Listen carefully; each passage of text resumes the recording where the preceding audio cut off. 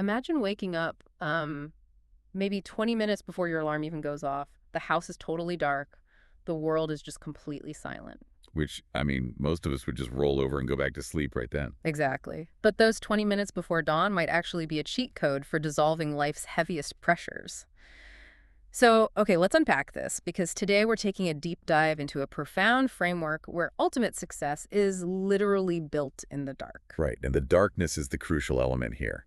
This specific pre-dawn window is actually described as the secret of the prophets. Wait, The Secret of the Prophets, that's a really huge title. It is, yeah. There's this deeply rooted idea that a believer's true honor comes directly from night prayer, and their glory is found in their independence from other people, which is a total inversion of how we, think about status today. Yeah, because we usually measure status by how many people are looking at us. So building honor in the unseen dark is a fascinating pivot. It's almost like putting on noise-canceling headphones. Oh, and that's a great way to put it. Because during the day, your internal life constantly competes with the static of emails and social media.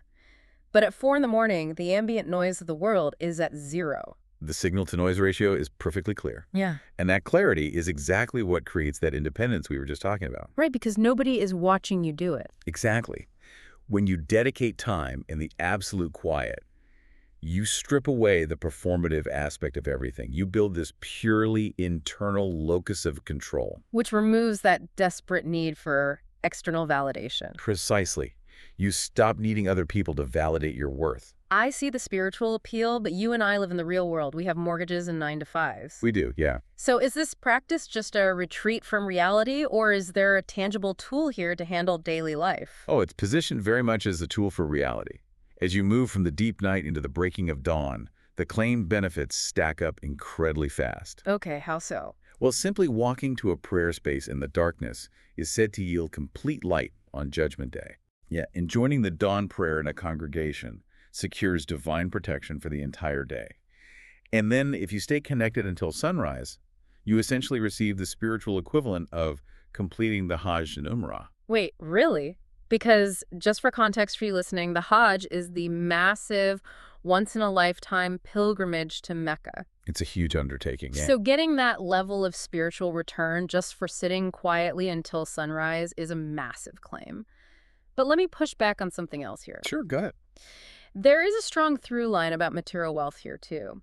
There are promises that if you secure this pre-dawn time, your commerce flourishes and the world starts chasing you. Right. That sounds a little bit like the prosperity gospel. How does a spiritual discipline justify a material payoff like that? I know it sounds like magical thinking on the surface, but let's look at the psychology behind it. Okay, I'm tracking. If you start your day grounded in that profound internal independence, you operate from abundance rather than scarcity. Ah, I see. Because you aren't desperately chasing deals or seeking approval. Exactly. You aren't acting out of anxiety. You make better decisions when you aren't, desperate. People naturally gravitate toward that quiet confidence. So the world chasing you is really just the natural byproduct of you no longer running frantically after it. Spot on. It completely shifts your baseline state. And the connection itself is really interesting, too. It's not a monologue. It's meant to be an interactive dialogue. Right, like when reciting Al-Fatiha, the opening chapter of the Quran. Yeah, it's described as a live conversation where the divine literally responds line by line to the person praying. Which requires immense presence of mind. And that actually brings up the concept of the prayer thief. The prayer thief. Yeah, it's fascinating. The worst of thieves is described as someone who steals from their own prayer by rushing through it. Oh, like they clip the physical bowing just to get it over with? Exactly. It points out this highly relatable irony. People will complain bitterly if a prayer takes an extra 2 minutes. But those exact same people will happily spend 3 hours standing around at a party without checking their watch once. Right? We've all done it. That is such an accurate call-out of modern attention spans. We want the absolute maximum spiritual return for the absolute minimum time investment.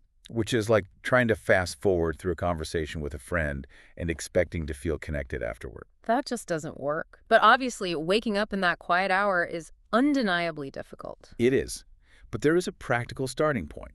If you struggle to wake up for this window, the recommendation is to perform 2 short cycles of prayer right before you go to sleep. Just to ask for the success of waking up. Yes, specifically to ask for the ability to wake up during that secret hour. You have to ask for the ability before you even try. Setting the intention before you even close your eyes. I love that. So what does this all mean for you listening? It's a big question. It is. Because if ultimate honor and success are genuinely built in the quiet, unseen darkness of the early morning, what do our modern late-night habits of endless screen scrolling say about what we truly value?